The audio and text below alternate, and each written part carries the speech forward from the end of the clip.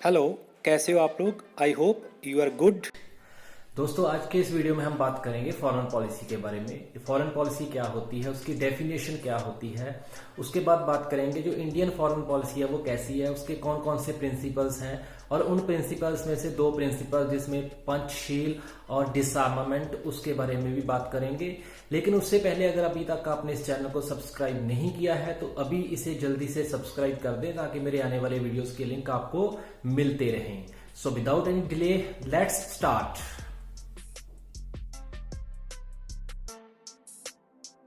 Friends, foreign policy regulates one nation's relationship with other nations.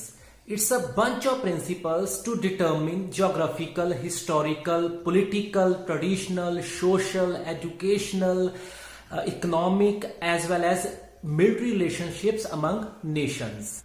Friends, foreign policy को foreign affairs policy और foreign relations भी कहा जा सकता है। और कई बार क्या होता है कि फॉरेन पॉलिसी की जगह फॉरेन अफेयर्स पॉलिसी या फॉरेन रिलेशंस भी लिखा होता है, तो उसमें कंफ्यूज मत होना। जो India's foreign policy highlights link between peace and development. National interest is the governing principle of India's foreign policy. That's why India's foreign policy always focuses on these objectives. Number one, the preservation of India's territorial integrity and independence of foreign policy. Number two, the promotion of international peace and security. Number three, economic development of India. Independent India में first time जब foreign policy frame की जा रही थी तो उसमें national interest को सामने रखा गया। उस टाइम के जो पॉलिसी मेकर्स हैं उन्होंने नेशनल इंटरेस्ट को सामने रख के कुछ सिद्धांत जो है वो फ्रेम किए, जिसके बेस के ऊपर जो फॉरेन पॉलिसी है वो बनाई जाती है। उन सिद्धांतों में से जैसे नंबर वन है promotion of world peace, number two anti colonialism, number three anti racialism, number four non alignment, Panchsheel, links between Commonwealth, support to UNO, Afro Asian bias and last one is disarmament. इन सभी सिद्धांतों को दिमाग में रख के जो भारत की जो फॉरेन पॉलिसी है वो फ्रेम की जाती है। इन सभी सिद्धांतों में से आज बेसिकली हम दो सिद्धांतों पे ही बात करेंगे। पहला है पंचशील, दूसरा है डिसआर्मामेंट। इससे पहले एक बात समझनी जरूरी है कि जैसे कि हमने पहले बताया है कि जो भारतीय पॉलिसी मेकर्स थे वो पीस एंड डेवलपमेंट के बीच के कनेक्शन को समझ चुके थे। जब भारत आजाद हुआ उससे कुछ टाइम पहले ही सेकेंड वर्ल्ड वॉर होके हटी थी और पूरी दुनिया में सेकेंड वर्ल्ड वॉर के जो घातक परिणाम है उसका रिजल्ट पूरी दुनिया भुगत रही थी। Gradually it was realised by developing and newly independent countries that progress of nation depends upon durable world peace. बिना विश्व शांति के किसी भी तरह की डेवलपमेंट हो ही नहीं सकती। जो इंडियन लीडर्स थे उन्होंने भी ये रियलाइज कर लिया। एक बात और भी है, उस टाइम पे क्या था कि पूरा जो विश्व है वो दो गुटों में बटा हुआ था। एक तरफ जो कैपिटलिज्म विचारधारा को फॉलो करने वाले देश थे उनका लीडर था अमेरिका, दूसरी तरफ जो सोशलिज्म को फॉलो करने वाले देश थे और उनका लीडर था रशिया। ये दोनों देश उस टाइम पे डेवलप्ड कंट्रीज थे। तो भारतीय जो पॉलिसी मेकर्स हैं उन्होंने किसी भी डेवलप्ड कंट्री के हाथों की कठपुतली बनने की बजाय बीच का एक न्यूट्रल जो वे है, न्यूट्रल रास्ता निकाला। और उन्होंने क्या किया कि जो नॉन अलाइनमेंट, जो हमारे जो फॉरेन पॉलिसी है उसका एक प्रिंसिपल भी है नॉन अलाइनमेंट, उस सिद्धांत को फॉलो करते हुए जो भारतीय फॉरेन पॉलिसी है उसको पीस एंड डेवलपमेंट के बीच के कनेक्शन के आधार पर बनाया। At that time first prime minister of independent India Pandit Jawaharlal Nehru give utmost importance to world peace in his policy planning.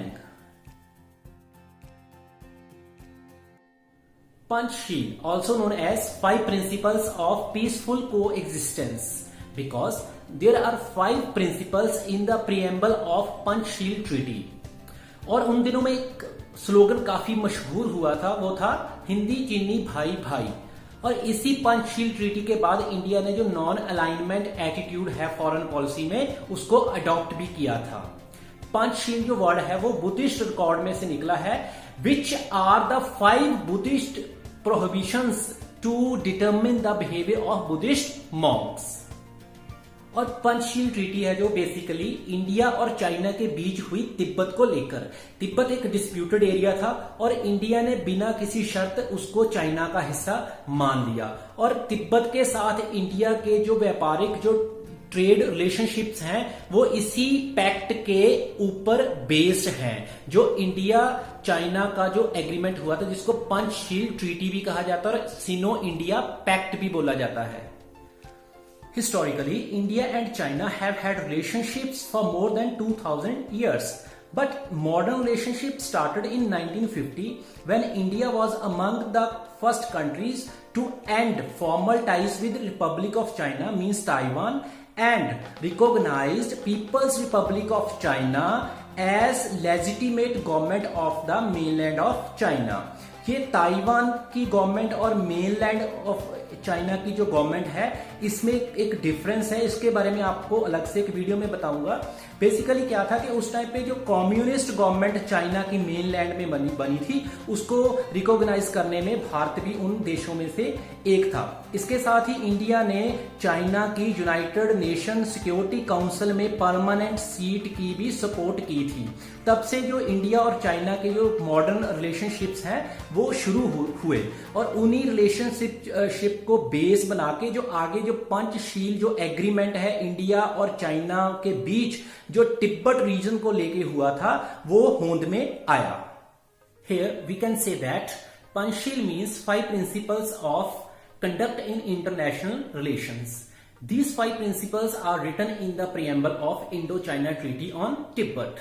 This treaty was signed by Pandit Jawaharlal Nehru, the first Prime Minister of India, and the Chinese Premier Mr. Zhou Enlai in 1954 in Beijing.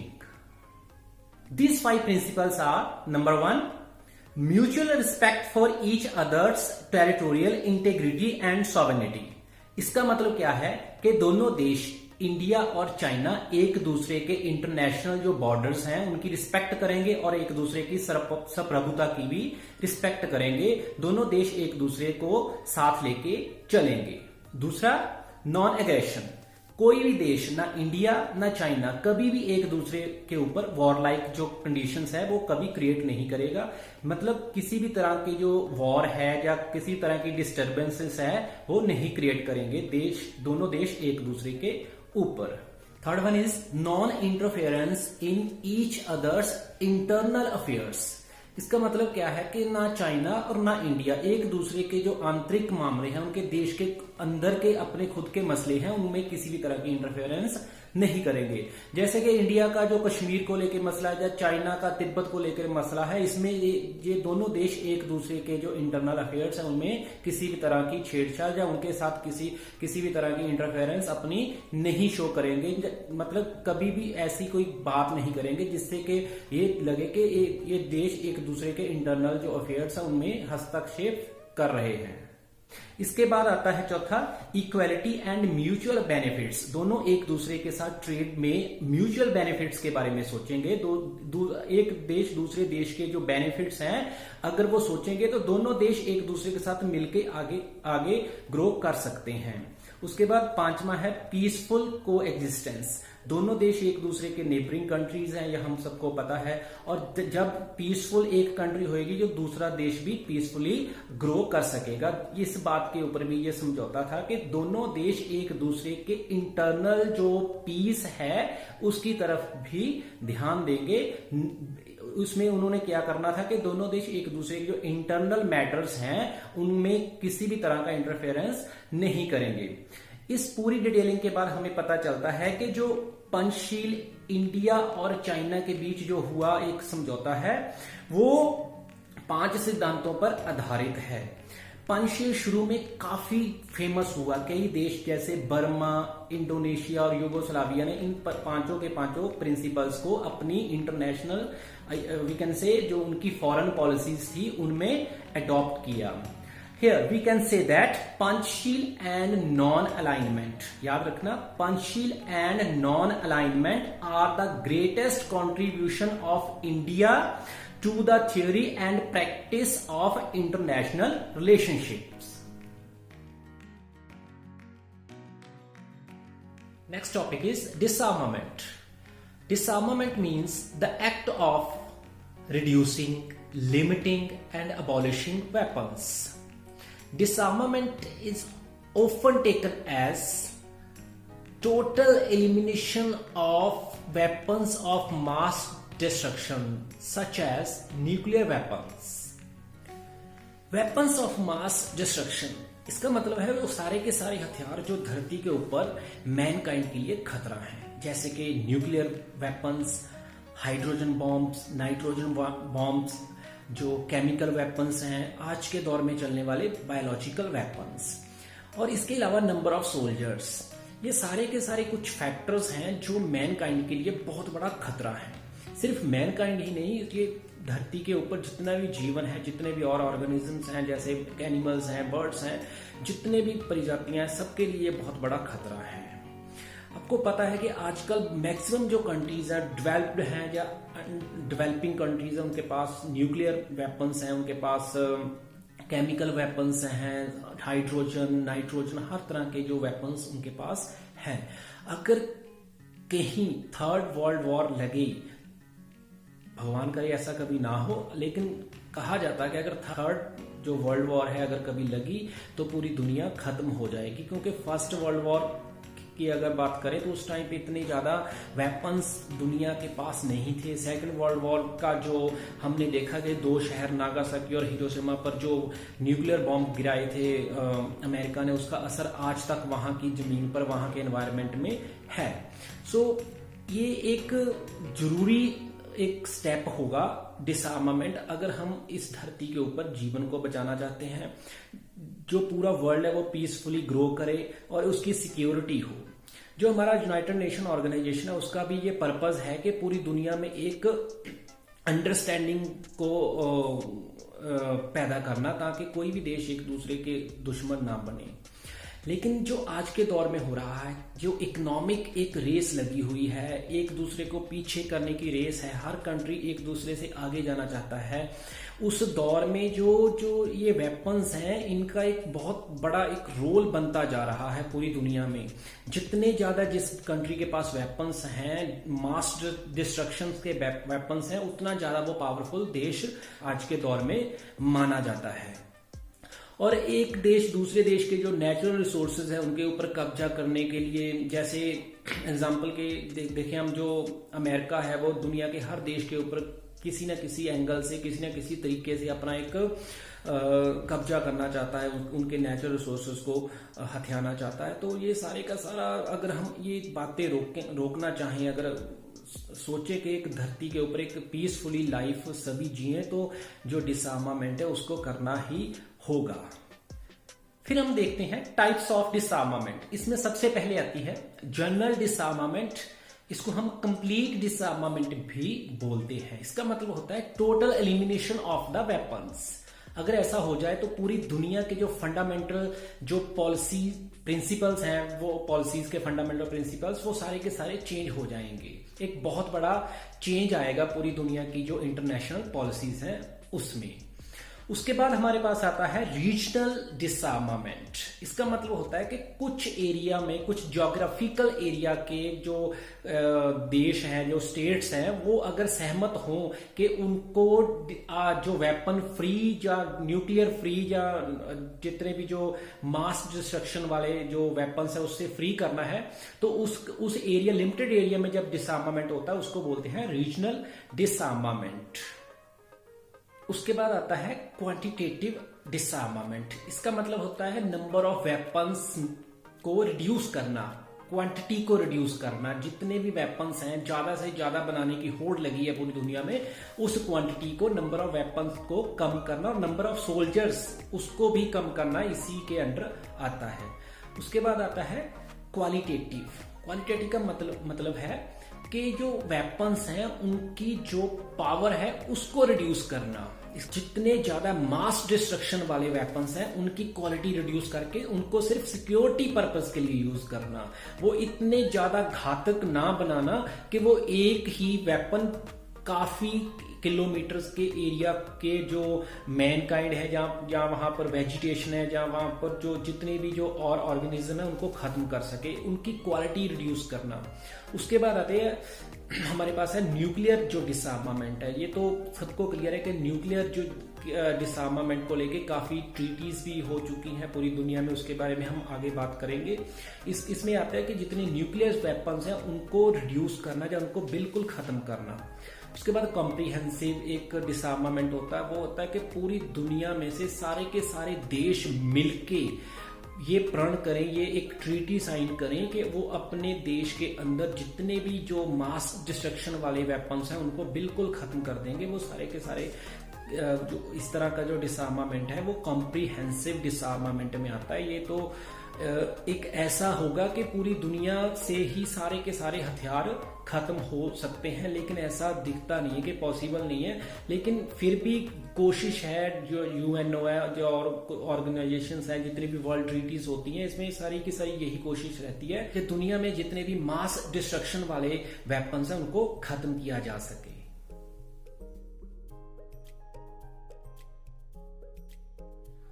अब हम बात करेंगे India's approach towards डिसआर्मामेंट। India शुरू से ही world peace का supporter रहा है। आज की बात करें या फिर पुराने मिडिवल या उससे भी एंशिएंट इंडिया की बात करें तो इंडियंस हमेशा से वर्ल्ड पीस के सपोर्टर रहे हैं। जो भारतीय जो directive principles of state policy है उसमें आर्टिकल 51 आता है, वो भी वर्ल्ड पीस की ही बात करता है। इसके अलावा 1954 में इंडिया उन देशों में से एक था जो सबसे पहले जो मेंबर ऑफ डिसआर्मामेंट समिट जो बनी थी उसका मेंबर बना था इंडिया 1954 में, जो यूएनओ ने बनाई थी। 1957 में इंडिया ने एक प्रपोजल पेश किया था यूएनओ में, जिसमें जो डिसआर्मामेंट की जो समिति बनी है उसके under number of countries increase की जाए, मतलब देशों की गिनती, देशों की काउंटिंग इंक्रीज की जाए, मैक्सिमम कंट्रीज उसके अंडर आए। उसके अलावा जो न्यूक्लियर वेपन्स हैं या एटम वेपन्स हैं जो और हाइड्रोजन वेपन्स हैं उनको भी कम करने की जो प्रपोजल था वो इंडिया ने इस अपने प्रपोजल में रखा था। फिर है पीटीबीटी, मतलब पार्शियल टेस्ट बैन ट्रीटी। ये 1963 में यूएसएसआर, उस टाइम पे जो यूएसएसआर था उसको रशिया बोला जाता है, और ब्रिटेन जो डेवलप्ड कंट्रीज थी उन्होंने ये प्रेजेंट की थी और इस पे इंडिया ने 107 देशों के समेत साइन किए थे। इस ट्रीटी में क्या था कि ना ही कोई देश किसी सागर में, ना ही वायुमंडल में, ना ही स्पेस में किसी भी तरह का जो न्यूक्लियर टेस्ट नहीं कर सकता। किसी भी वेपन का जो न्यूक्लियर पावर हो उसका टेस्टिंग ना पानी में करेगा, ना वायुमंडल में करेगा और ना ही स्पेस में करेगा। इसके अलावा कुछ ऐसी ट्रीटीज भी हैं जिसके ऊपर इंडिया ने साइन करने से मना किया था, जैसे एनपीटी और सीटीबीटी। एनपीटी जिसको हम न्यूक्लियर नॉन प्रोलाइफरेशन ट्रीटी कहते हैं, इसमें ये 1968 में हुई थी और इसमें 110 देशों ने साइन किए थे, लेकिन इंडिया ने इसको साइन करने से मना कर दिया था। उसके अलावा फ्रांस, जर्मनी, इटली ने भी इस ट्रीटी को साइन करने से मना किया था। इंडिया ने इसको डिस्क्रिमिनेटरी ट्रीटी बोला था और इंडिया ने अपने जो न्यूक्लियर वेपन बनाने का जो रास्ता है वो ओपन रखा था। उसके अलावा जो सीटीबीटी हुआ था 1995-96 में, उसमें भी डेवलप्ड कंट्रीज को इसके अंडर नहीं लिया जा रहा था, तो इंडिया ने इसको भी डिस्क्रिमिनेटरी करार कर दिया और इसके ऊपर भी साइन करने से मना कर दिया था। याद रखना, एनपीटी और सीटीबीटी ये दो ट्रीटीज ऐसी हैं जिसके ऊपर इंडिया ने साइन अभी तक नहीं किए हैं। इसके अलावा कुछ और भी बहुत इंपॉर्टेंट ट्रीटीज हैं जो डिसआर्मामेंट को लेकर हुई थी, जैसे एंटार्क्टिक ट्रीटी जो 1959 में हुई थी। इसमें क्या था कि कोई भी देश एंटार्क्टिक रीजन को, एंटार्क्टिक एरिया को किसी भी तरह के मिलिट्री पर्पस के लिए यूज नहीं कर सकता। इसके अलावा जो न्यूक्लियर टेस्टिंग होते, न्यूक्लियर वेपन टेस्टिंग के लिए भी एंटार्क्टिक एरिया को यूज नहीं किया जा सकता इस ट्रीटी के अंडर। उसके अलावा 1967 में जो एक ट्रीटी हुई थी उसका नाम है आउटर स्पेस ट्रीटी। इसमें क्या है कि किस आउटर स्पेस में कोई भी कंट्री जाके किसी भी तरह के अपने न्यूक्लियर पावर्ड वेपन एस्टेब्लिश नहीं कर सकती। इसके अलावा जो मून है और सेलेशियल बॉडीज है उसको भी किसी तरह का जो अपना स्टेशन बना के वहां से किसी दूसरे देश के ऊपर अटैक करने के लिए उनको नहीं यूज किया जा सकता। इसको स्पेस लॉ भी जो यूनिवर्सल स्पेस लॉ के अंडर भी ये को भी कवर करती है ये ट्रीटी। उसके अलावा 1971 में एक ट्रीटी हुई थी, उसका नाम था सी बेड ट्रीटी।